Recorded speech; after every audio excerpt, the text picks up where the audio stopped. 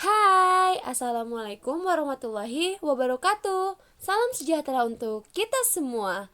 Kembali lagi di mata pelajaran Sejarah Peminatan kelas 12 IPS. Oke teman-teman yang sudah mengirimkan catatannya sudah ibu periksa dan sudah ibu nilai ya. So untuk hari ini kita akan memulai materi baru ya, tapi masih di bab yang sama, yaitu mengenai sejarah kontemporer dunia. Tapi kita move ya, karena kemarin kita sudah bahas tentang Vietnam. Sekarang kita akan bahas tentang sejarah di Afrika Selatan, yaitu tentang berakhirnya politik apartheid di Afrika Selatan. Nah, kalian tahu gak sih apartheid itu apa? Yuk kita simak aja penjelasannya sekarang. Nah, ini dia, sebelum kita ke materi, Ibu mau menunjukkan peta Afrika. Ini dia peta Afrika ya, seperti ini teman-teman. Dan ini deket sama Asia dan di atasnya itu ada Eropa.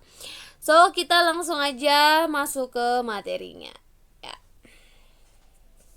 Next. Nah, ini untuk peta lebih spesifiknya lagi, ini lebih ke Afrika Selatannya. Jadi Afrika Selatan itu ada di ujung dari benua Afrika itu sendiri gitu ya. Jadi ada di ujung banget. Dan kalau kalian masih ingat tentang materi sejarah Indonesia, yang dimana waktu itu Portugis dan juga Belanda ini pernah mendarat di Afrika Selatan guys, sebelum nanti mereka ini akan menjelajah dunia. Dimana? Yap, bener banget, di Tanjung Harapan ya. Itu ada di Afrika Selatan, di sini nih yang namanya Cape Town ini ya guys. Nah, oke. Jadi kita akan bahas ya, apa itu apartheid. Ya, ini apa itu apartheid? Apartheid berasal dari bahasa Afrika ya, yang artinya adalah terpisah. Maksudnya adalah legalisasi hukum atas diskriminasi terhadap orang-orang kulit berwarna guys, terutama buat orang-orang kulit hitam. Karena ya kita tahu ya, di daratan Afrika ini mayoritas adalah orang-orang berkulit hitam. Jadi di sini ada apa ya, bisa dikatakan hal-hal yang memisahkan gitu ya, antara orang-orang kulit berwarna dengan orang-orang kulit putih kayak gitu ya. Nah, pada kasus ini hanya ras kulit putih yang akan berkuasa di daerah tersebut. Maksudnya di daerah Afrika Selatan ini.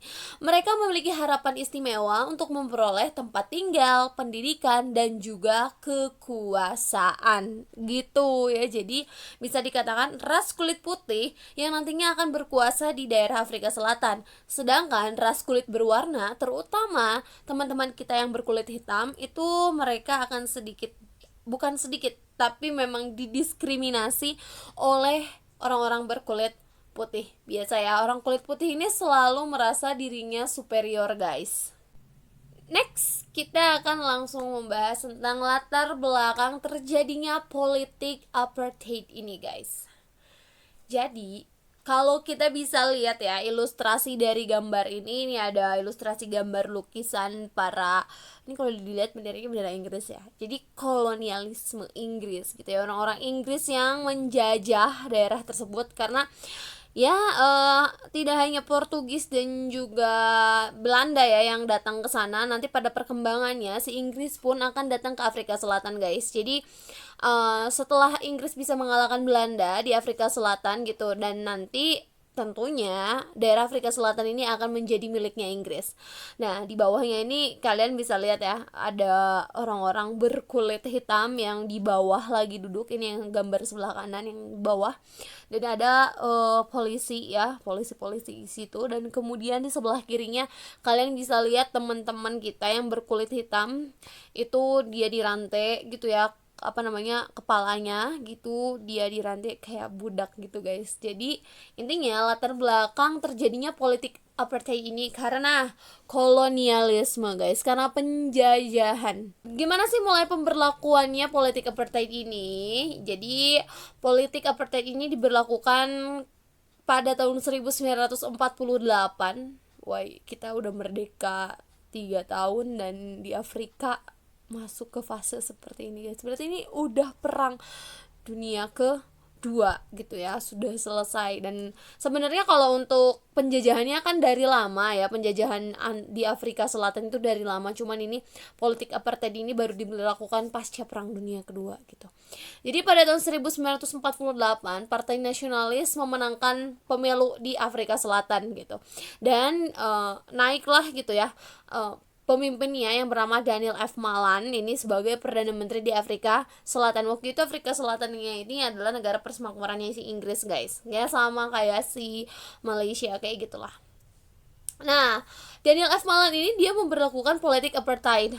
Nah, periode pertama di pemberlakuan politik apartheid ini, periode pertama ini yang dimana orang Asia dan kulit hitam diusir dari tempat tinggal mereka gitu. Jadi kalau misalkan mereka ini tinggalnya bisa dikatakan di daerah-daerah perkotaan lah ya di Afrika, ini mereka itu harus pindah ke daerah-daerah terpencil gitu. Dan orang Asia pun termasuk, guys ya, karena kan di sana ini gak hanya orang Afrika aja, tapi ada beberapa orang Asia, termasuk ada orang Indonesia juga yang dulu pernah dibawa sama Belanda. Jadi waktu Afrika Selatan ini dijajah sama Belanda, ada beberapa tenaga kerja gitu ya, orang-orang Indonesia yang dibawa ke Afrika gitu. Dan ada juga yang nggak balik gitu, ada juga yang dia tinggal di sana gitu. Jadi orang-orang yang kulitnya berwarna, termasuk apalagi kulit hitam, itu benar-benar harus meninggalkan ya yang bisa dikatakan tempat strategisnya di Afrika Selatan itu. Jadi mereka diusir jauh lah ya. Nah, selain mereka ini diusir dari tempat tinggal mereka, mereka juga kehilangan hak politik termasuk kewarganegaraannya. Gimana gak sedih ya? Kewarganegaraannya hilang gitu, dan hak politik. Jadi mereka tuh kayak nggak bisa untuk ikut pemilu dan lain sebagainya gitu. Karena ya itu hak bukan hak lagi, kewarganegaraannya sih dia dicabut gitu.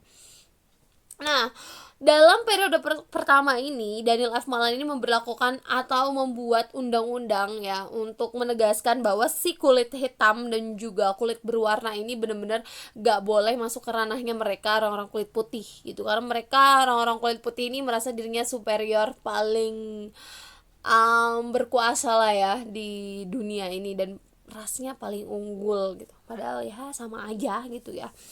Nah, jadi di sini Daniel F. Malan ini memberlakukan undang-undang larangan nikah campur. Jadi nggak boleh nih misalkan orang ras kulit putih nikah dengan ras kulit hitam. Kan sekarang mau banyak ya yang kulit hitam nikah dengan kulit putih, itu nggak masalah, dan anaknya tuh jadi bagus, kulitnya eksotis, guys, ya kan, kayak gitu. Terus undang-undang registrasi penduduk, jadi ya harus diregistrasi ulang kependudukannya. Undang-undang wilayah kelompok, jadi nanti wilayahnya ini akan dikelompok-kelompokkan gitu, apalagi ya itu karena si kulit hitam ini nggak boleh bareng bersama kulit putih gitu. Dan undang-undang reservasi pemisahan fasilitas, jadi fasilitas di negara itu akan dibedakan antara kulit hitam dengan kulit putih. Literally bener-bener diskriminasi di sini ya, diskriminasi yang sesungguhnya. Coba kalian bayangkan kalau kalian tinggal di Afrika Selatan, dan karena kita termasuk kulit berwarna, pasti kita akan terkena dampak politik apartheid ini, guys, karena kita kan kulitnya ini kuning langsat sampai sawo matang gitu ya untuk di Indonesia. Nah, ini untuk periode pertama. Selanjutnya ini nanti ada periode kedua, ketika nanti pergantian jabatan gitu ya. Jadi ganti nih perdana menterinya. Di periode kedua ini diberlakukan atau keluar sebuah undang-undang baru bernama Bantu Self Government tahun 1959 gitu ya. Dan ini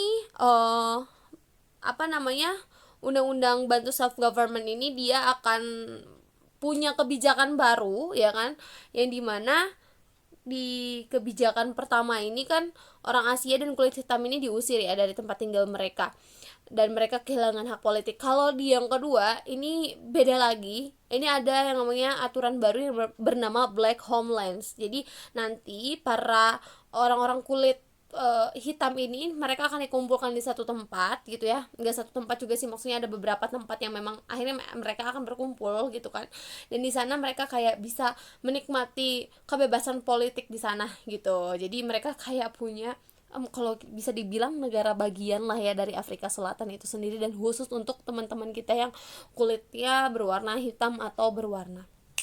Oh iya, tadi kelupaan guys. Jadi kan di periode pertama, ini sorry rada mundur sedikit ya. Di periode pertama ini kan tadi teman-teman kita yang kulit hitam itu kayak diusir, dibuang gitu aja. Tapi lama kelamaan itu Daniel itu dia merasa, Daniel kan ya namanya tadi. Daniel itu dia merasa bahwa oh ternyata guys, para buruh-buruh yang bisa dibayar murah itu ya mereka yang ras kulit hitam gitu. Jadi akhirnya ya orang-orang kulit hitam ini dia dipanggil lagi beberapa ya untuk bekerja di sana. Jadi mengizinkan, tapi mereka ini izinnya ini hanya untuk sebagai pekerja gitu. Jadi nggak bisa tinggal di sana dan dapat hak politik juga, nggak kayak gitu. Jadi kayak di sana mereka cuma sebagai buruh aja. Dan ada beberapa yang jadi budak juga guys ya. Tadi kan dilihat ya, kepalanya ini pada di leher, kok kepala ya, sorry, lehernya ini pada dirantai kayak gitu, kasihan banget. Udah kayak disetarain sama hewan aja kan, sedih. Pokoknya gitulah. Kita balik lagi ke periode kedua ini. Nah, jadi ada Black Homelands ya. Jadi di sini dibagi 10 suku kulit hitam Afrika Selatan. Jadi mereka nanti akan dikumpulkan dalam satu wilayah, nggak satu juga sih, ada beberapa wilayah nanti. Nah, di wilayah tersebut mereka kayak bebas gitu untuk berpolitik gitu. Jadi kayak semacam negara bagian, tadi ibu udah bilang. Jadi di sana mereka ini bisa mengadakan pemilu untuk memilih pemimpin mereka sendiri kayak gitu ya. Next ya, tentunya ketika diberlakukannya politik apartheid ini, teman-teman kita di Afrika Selatan ini nggak tinggal diam ya. Mereka ini melakukan perlawanan terhadap diskriminasi yang benar-benar tidak adil guys. Apalagi kan sebenarnya kita udah udah perang dunia kedua, dan seharusnya kan gak usah lah ada yang diskriminasi kayak gitu. Kita tuh harus berpikir modern, tapi ternyata masih tetap aja teman-teman kita yang kulit hitam ini dipandang sebelah mata. Dan mungkin bahkan sampai sekarang masih ada beberapa dari kita yang memandang teman-teman kita yang berkulit hitam ini rada gimana gitu ya. Sebenarnya kan di Indonesia juga ada teman-teman kita yang berkulit hitam ini di daerah timur Indonesia, dan kita ini tidak boleh memandang mereka kayak gimana gitu, karena sebenarnya kita ini sama gitu, hanya beda warna kulit aja gitu. Emang apa salahnya gitu yang kulit hitam gitu ya, ini yang kayak gitu. Tuh sekarang teman-teman kita yang kulit putih aja pengen kulitnya eksotis ya, ini sampai berjemur gitu. Oke deh, kita langsung aja ya ini ke perlawanannya. Jadi untuk perlawanannya sendiri, teman-teman kita di Afrika Selatan ini membuat sebuah partai lah, kalau kita bisa dibilang partai atau enggak organisasi bernama African National Congress atau ANC. Nah, ini bisa dilihat ya bendera ANC itu seperti apa. Dan ada seorang tokoh yang benar-benar galak banget dalam memperjuangkan teman-teman Afrika Selatan gitu. Dan ini masih orang pribumi juga. Kalian pasti tahu banget siapa orang tersebut. Yap, beliau adalah Nelson Mandela. Dia adalah pemimpin, nanti akan menjadi pemimpin Afrika Selatan gitu ya, tahun 1994 jadi presiden di sana. Dan beliau ini adalah orang yang benar-benar memperjuangkan, atau yang vokalnya gitu ya, memperjuangkan politik anti apartheid ini gitu kan ya. Nah, anti politik apartheid kayak gitu. Next ya. Nah, fokus dari African National Congress ini yaitu dia ini memperjuangkan hak-hak sipil warga kulit hitam Afrika Selatan, dan basis pergerakannya ini pergerakan damai, dimana teman-teman ANC ini dia nggak radikal ya pergerakannya. Dia ini lebih ke datang belusukan ke daerah homelands gitu untuk bertanya aspirasi mereka, apa sih yang ingin mereka dapat gitu ya di negara ini, di tempat mereka sendiri gitu ya. Jadi mereka ini, teman-teman dari ANC ini, dia ini belusukan ke daerah-daerah homelands kayak gitu. Nah, ternyata teman-teman di Afrika Selatan ini, mereka ini mempunyai tuntutan yang sama, yaitu kesetaraan dari berbagai aspek. Jadi dia ini pengennya kita ini samain lah sama teman-teman kita yang kulit putih, dari hak politik, hak tempat tinggal, hak ekonomi, terus hak pendidikan apalagi gitu ya. Jadi itulah yang nah, Mohon maaf guys. Nggak mau di skip. Malas ngedit. Oke, jadi intinya kayak gitu. Jadi itu adalah kesetaraan dari berbagai aspek, itu tuntutannya mereka. Pastilah kita juga menuntut kan ketika kita dijajah gitu kan. Nah, itu dia. Nah, hasil dari ANC ini, perlawanan bisa dikatakan perlawanan secara damai dari African National Congress ini, yaitu melahirkan piagam kebebasan atau Freedom Charter kayak gitu. Nah, dalam perkembangan selanjutnya pada tahun 1959 ternyata berdiri lagi sebuah organisasi baru bernama Pan African Congress atau PAC, ya kan. Dan ini ternyata PAC ini adalah beberapa bentuk pecahan dari INC ini. Jadi kayak ANC kok INC ya, ANC ya kan. Nah, itu bentuk pecahannya gitu. Nah, kemudian PAC ini dia berkampanye untuk menyuarakan tuntutan mereka. Namun ternyata kampanyenya ini berujung dengan pembunuhan massal sampai tahun 1990-an, guys. Mungkin ya rada sedikit radikal dibanding ANC gitu. Jadi akhirnya di pemerintahan Afrika Selatan ini dia tiba-tiba, nggak tiba-tiba juga, mungkin kesel gitu ya, akhirnya dia ini melakukan pembunuhan massal kepada teman-teman kita yang berkulit hitam. Jadi teman-teman kita yang kulit hitam itu benar-benar dibantai, dibunuh sama ya rivalnya yang kulit putih kayak gitu. Sehingga Pan African Congress dan juga African National Congress ini dilarang di Afrika Selatan dan pemimpinnya ditangkap, termasuk Nelson Mandela ini ditangkap, guys. Kemudian di sini karena rakyat gak bisa diem aja, nggak bisa diem aja lah tentunya ya. Di sini rakyat bersatu untuk membentuk Front Demokrasi Bersatu, menuntut dihapuskannya Homelands dan diperjuangkannya kembali yang tadi piagam kebebasan kayak gitu. Jadi rakyatnya sekarang nggak tinggal diam, apalagi pemimpinnya udah ditangkap ya. Jadi kayak gimana gitu kan. Jadi akhirnya rakyatnya pun bersama-sama untuk bersatu melawan pemerintahan dari Partai Nasional Afrika Selatan kayak gitu.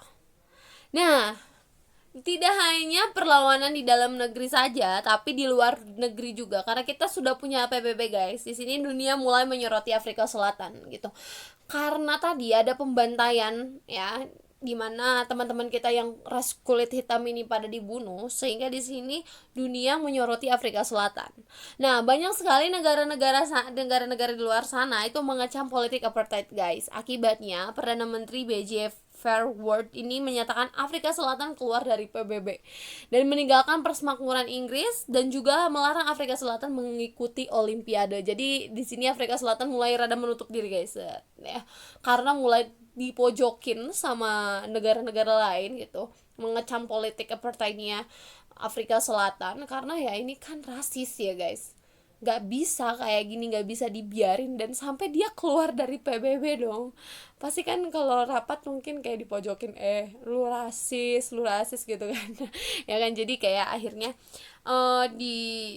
dia menutup diri sendiri. Tapi dipojokin tuh kayak nggak bikin si Afrika Selatan ini introspeksi diri gitu, sehingga akhirnya beberapa negara ini menarik bisnisnya dari Afrika Selatan. Jadi ketika dia punya bisnis dengan Afrika Selatan, kayak di-cut gitu aja, dia kayak langsung cabut dari Afrika Selatan, kayak gak mau deh invest di sini lagi, gak mau deh bisnis sama kamu lagi, kamu rasis gitu kan. Jadi akhirnya banyak sekali negara-negara yang meninggalkan Afrika Selatan, dan akibatnya terjadi depresi ekonomi di Afrika Selatan. Ya jelas aja gitu, gak ada yang mau invest, gak ada yang mau bantuin ekonomi mereka gitu. Ya itulah senjata paling ampuh ketika kita mau menjatuhkan sebuah negara sih sekarang, adalah di bidang ekonomi, guys. Jadi jangan macam-macam sama negara-negara maju gitu ya, takutnya nanti gimana, apalagi ekonomi kita tuh nggak kuat gitu kan ya. Jadi ginilah akibatnya ya, akhirnya ya itulah dia terjadi depresi ekonomi. Selanjutnya kita ke akhir politik dari apartheid ini sendiri. Nah, tahun 1989 Frederick Willem de Klerk Klerk, gitu lah, menjadi perdana menteri dan membebaskan tahanan politik kulit hitam. Jadi yang tadi siapa tuh tadi namanya yang B.J. Verwoerd ini, dia digantikan oleh Frederick Willem de Klerk untuk menjadi perdana menteri di Afrika Selatan. Dan kalau untuk de Klerk ini atau Frederick ini, dia lebih apa ya, lebih bisa bijak kali ya. Jadi nggak kayak pendahulunya di perdana menteri. Dia ini oke lah, kita bebaskan tahanan politik. Kayak Nelson Mandela pun akhirnya dibebaskan tahun 1993 gitu ya, lupalah intinya.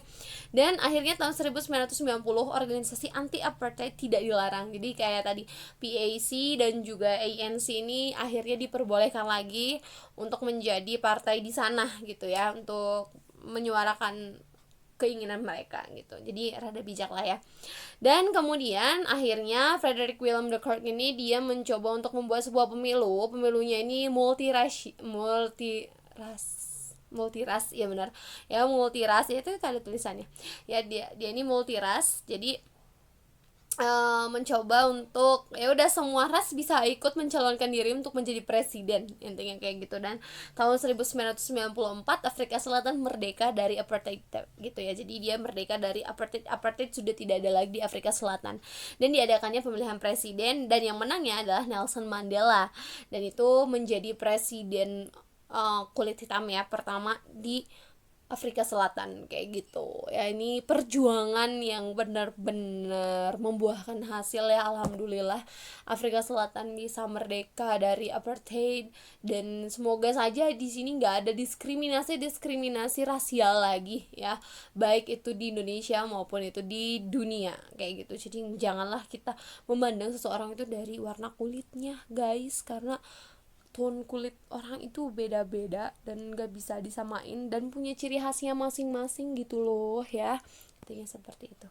Wah, ternyata akhir dari peragaan slide. Nah, ini udah selesai ya guys untuk materi tentang berakhirnya politik apartheid di Afrika Selatan ya. Harapannya tadi sudah disebutkan, semoga tidak ada diskriminasi rasial lagi atau diskriminasi lainnya di dunia ini, amin. Supaya nggak ada peperangan lagi lah ya, capek perang teh gitu ya. Dan apalagi lagi sulit kayak gini ya, kalau kondisi lagi sulit kayak gini tuh jangan peperangan dulu kayak gitu. Oke deh kalau kayak gitu, terima kasih banyak. Sampai jumpa di pertemuan berikutnya. Nanti kita akan bahas di materi selanjutnya, materi apa ya, silakan buka aja di buku. Dan akhir kata ibu akan tutup. Wabillahi taufiq wal hidayah. Wassalamualaikum warahmatullahi wabarakatuh. Maaf apabila ada salah. Bye bye.